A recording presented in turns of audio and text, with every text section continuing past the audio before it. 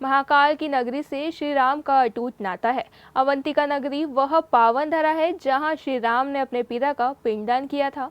वहीं भाई लक्ष्मण और पत्नी सीता सहित उज्जैन में कुछ समय बिताया था। देश के सबसे बड़े मंदिर का भव्य निर्माण अयोध्या में होने जा रहा है। इसको लेकर उज्जैन में किस तरह तैयारी की जा रही है, आइए देखते हैं। उज्जैन से राम का नाता त्रेता युग से है। त्रेता युग में भगवान राम को जब वनवास भोगना पड़ा था, तब महाकाल की नगरी उज्जैन में उन्होंने परिवार सहित कुछ समय बिताया था। भगवान राम और लक्ष्मण ने शिप्रा में अपने पिता दशरथ का पिंड दान किया था। तब से शिप्रा के तट राम घाट के नाम पर जाना जाता है। इसी जगह पर भगवान राम ने परिवार सहित मोक्षदायिनी शिप्रा नदी में स्नान कर मां शिप्रा का पूजन किया था।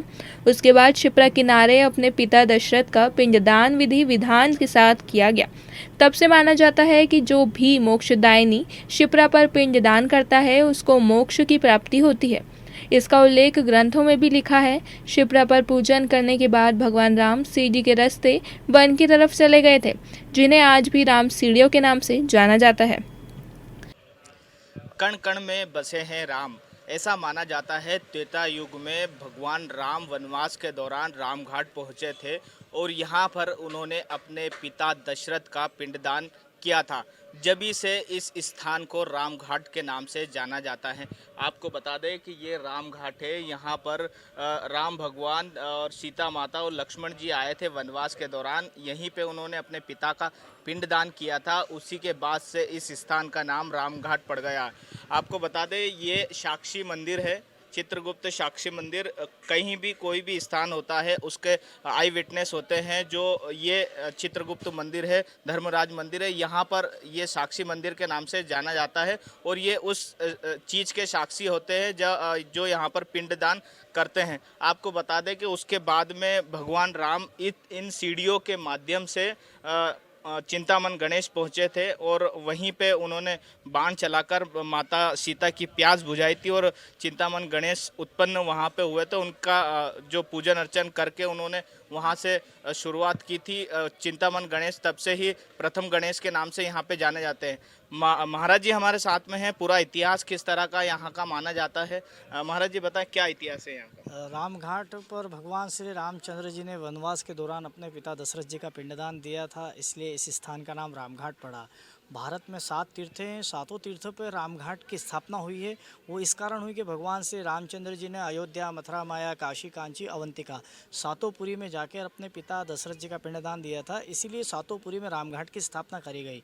इसी स्थान पर रामघाट पर जो है श्री रामचंद्र जी ने अपने पिता दशरथ जी का पिंडदान दिया। पिंडदान देने के पश्चात हर एक कर्म के साक्षी होती है। जैसे अभी हम दिन के समय में भगवान सूर्य नारायण की साक्षी लेते हैं, ऐसे यहाँ पे कोई भी पितृ कर्म या कोई भी पूजन पाठ करा जाता है तो उसकी एक साक्षी होती है। तो इस स्थान पर भगवान श्री रामचंद्र जी ने धर्मराज, चित्रगुप्त, पिशाच, मुक्तेश्वर भगवान की साक्षी ली थी कर्म की। और उसके पश्चात इसी मंदिर के पास में एक सीढ़ियाँ बनी है जिसको प्राचीन समय से राम सीढ़ी का नाम कहा गया है।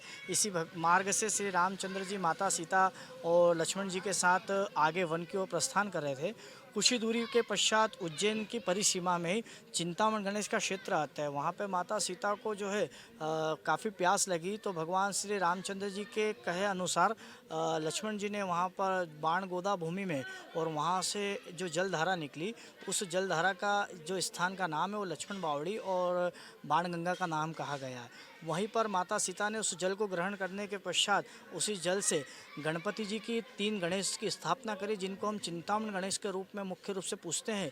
उनका पूजन अभिषेक किया और प्रथम पूजन कार्य के रूप में वहाँ पर उनको स्थापित किया। उज्जैन नगरी में कण कण में भगवान श्री रामचंद्र जी का वास है और हर एक के मन में भगवान श्री रामचंद्र जी का वास है। रामघाट पर आकर आप अगर श्री रामचंद्र जी का स्मरण करते हैं तो आज भी आपको उस त्रेता युग में भगवान श्री रामचंद्र जी का जो स्वरूप है आपके मन के हृदय में उत्पन्न होगा। ऐसा माना जाता है कि यही वो उज्जैन नगरी है जहाँ पर राम भगवान आए थे और आज भी उनको याद करें तो वो साक्षात दर्शन देते हैं और भक्तों की पीड़ा हरते हैं। उज्जैन से दबंग न्यूज़ के लिए अमृत बिंडवाल की रिपोर्ट। त्रेता युग में ही पिंडदान के बाद महाकाल वन की तरफ होते हुए गुजर रहे तब भगवान राम, माता सीता और भाई लक्ष्मण के साथ कुछ देर चिंतामन में वट वृक्ष के नीचे बैठकर कुछ देर विश्राम किया था। तब माता सीता को प्यास लगी थी तो उन्होंने देवर लक्ष्मण से आग्रह किया था कि मुझे पानी लाकर दो। तब लक्ष्मण ने बाण चलाकर जलधारा निकाली और लक्ष्मण ने वही जल लेकर माता सीता को दिया था। माता सीता ने अपनी प्यास बुझाने के पहले वट वृक्ष के पास चिंतामन, इच्छामन और सिद्धि विनायक की स्थापना की और सर्वप्रथम उस जल से पूजन अभिषेक किया। उसके बाद माता सीता ने अपनी प्यास बुझाई और तब से बावड़ी का नाम लक्ष्मण बावड़ी के नाम पर पड़ गया। त्रेता युग से कलयुग तक उज्जैन के चिंतामन मंदिर में हजारों लाखों श्रद्धालु पूजन अर्चन करने आते हैं। तब से यह मान्यता है कि हर शुभ कार्य के लिए जो श्रद्धालु इस लक्ष्मण बावड़ी से जल लेकर जाता है उसकी हर मनोकामना पूरी होती है। वैसे तो उज्जैन नगरी धार्मिक के नाम से जानी जाती है और राम भगवान ने जब वनवास काटा था तब कई इतिहास लिखाए गए थे। वैसा ही इतिहास उज्जैन के चिंतामन गणेश से भी संबंधित है। आपको हम बता दें कि यहाँ पर भगवान राम जी, लक्ष्मण जी और सीता माता जी यहाँ पर एक वट वृक्ष के नीचे विश्राम किया था।